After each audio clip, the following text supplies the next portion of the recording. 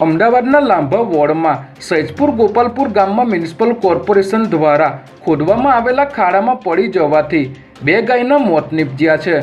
કોર્પોરેશનના દક્ષિણ ઝોનના ઇજનેર વિભાગ અને કોન્ટ્રાક્ટરની સંપૂર્ણ બેદરકારી સામે આવી છે, કારણ કે આ ખાડાની આસપાસ કોઈપણ પ્રકારનું બેરિકેડિંગ કરવામાં આવ્યું ન હતું, જેના કારણે 2 થી 3 વાછરડા અને 2 ગાયો એમ કુલ 5 પશુ અંદર પડ્યા હતા, જેમાંથી 3ને બહાર કાઢી લેવામાં આવ્યા હતા। જ્યારે 2 ગાયોના ખાડામાં જ મોત નીપજ્યા હતા, ત્યારે તંત્રના પાપે ગાયોના મોત થતાં લોકોમાં કોર્પોરેશન પ્રત્યે રોષની લાગણી ફેલાઈ ગઈ છે।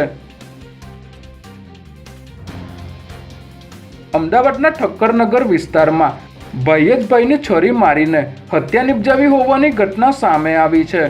ઠક્કરનગરમાં આવેલ ચામુંડાની ચાલીમાં નાના ભાઈ અને બહેન વચ્ચે ઝઘડો થયો હતો, જેમાં નાના ભાઈએ પોતાની બહેનને છરી મારવાનો પ્રયાસ કર્યો હતો, પરંતુ મોટો ભાઈ વચ્ચે પડતા નાના ભાઈએ મોટા ભાઈને છરી મારી દીધી હતી, જેથી ઈજાગ્રસ્ત થયેલા જીતેન્દ્રને હોસ્પિટલ ખસેડવામાં આવ્યો હતો। ત્યારે હોસ્પિટલમાંથી રજા લીધા બાદ ફરી તેની તબિયત લથડતા સારવાર દરમિયાન જીતેન્દ્રનું મોત થયું છે। ત્યારે કૃષ્ણનગર પોલીસે ગુનો નોંધી આરોપી સત્યેન્દ્ર સહાનીની ધરપકડ કરવાની તજવીજ હાથ ધરી છે।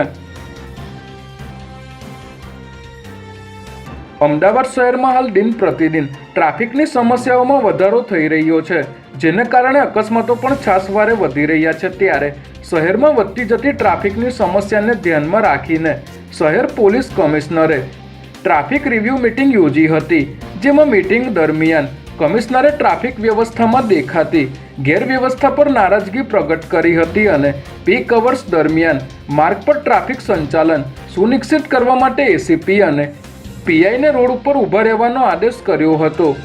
રિવ્યૂ બેઠકમાં કમિશનરે આદેશ કર્યો છે કે જો સુપરવિઝનમાં ગેરહાજરી દેખાશે તો કડક કાર્યવાહી કરવામાં આવશે।